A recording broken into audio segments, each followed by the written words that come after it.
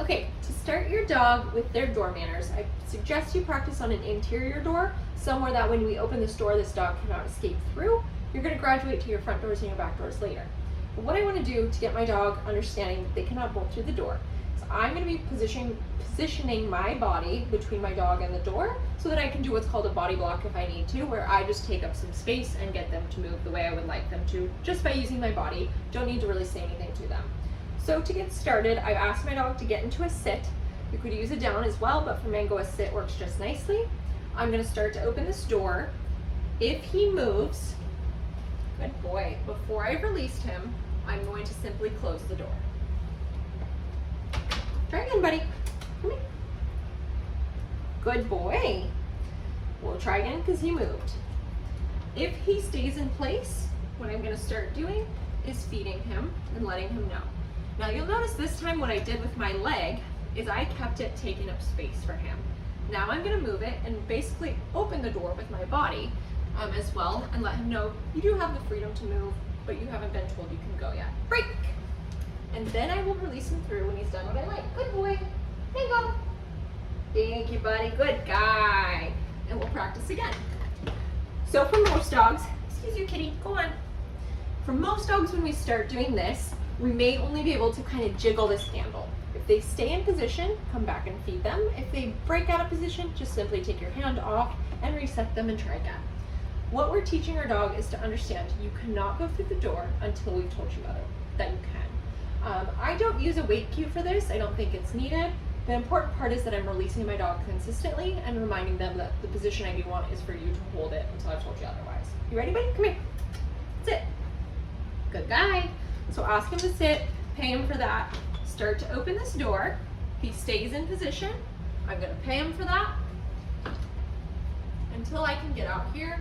Come back and pay him because he's being really good about it. Good boy. And I start to add some more motion on my part. Good guy.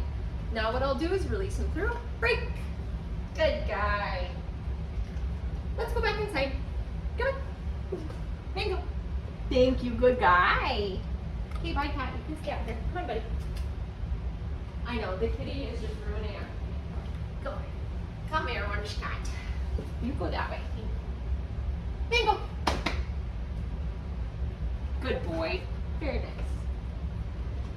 So your basic mechanics are just getting your dog to hold a control position, you blocking the entryway or the exit with your body by the way you're standing, and getting them used to having this door opened and then being released through and invited back in. So once you've done it a few times on an interior door and your dog's understanding the concept, go practice on another interior door and another interior door, and then graduate to your exterior doors, potentially in the backyard first, and then working to your front door. I'll show you what it looks like at the front door as well, so just hold tight for a moment. Now we're at the front door here. I'm going to do the exact same things as I did before. Sit. Ask him to sit. Good boy.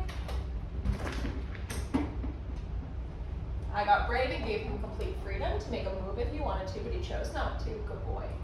So as long as he stays in position, I come back and feed him until I can walk outside with the door wide open and he has no interest because the reinforcement's happening in here. Good guy. And then I'll release him. Break.